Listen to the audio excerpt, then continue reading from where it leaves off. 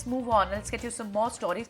US President Donald Trump said that he had a lengthy and a highly productive phone call with Russian President Vladimir Putin.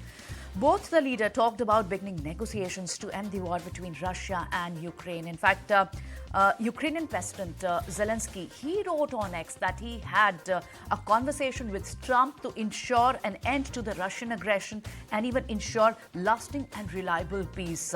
European leaders are, however, apprehensive of the peace deal, and in fact, European Union's foreign policy chief said that both Europe as well as Ukraine need to be involved in the agreement to work it out. Well, absolutely. Let's also get the word coming in from Nandan Unnikrishnan, who's a distinguished fellow at ORF, talks about what could be the key sticking points in Putin's negotiations with Trump ahead of their meeting. Then, here's what we got when we talk about this particular conversation. Well, some of the major points have already been enunciated by the US Secretary of Defense.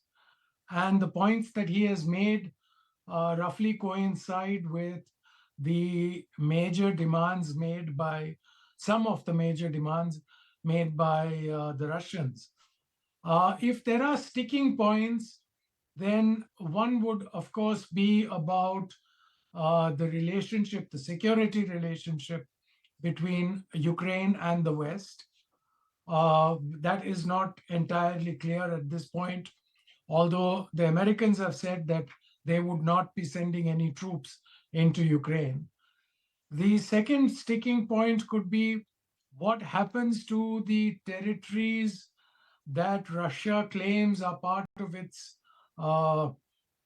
territory, but which are being held currently by the Ukrainians. So the Ukrainians obviously would not want to give it up without getting something in return. So there will be, I suppose, serious discussion on that. But as Trump said, the negotiations are now going to start. So it is still early days. We have to see what the two delegations, when they start talking, what points they put on the table.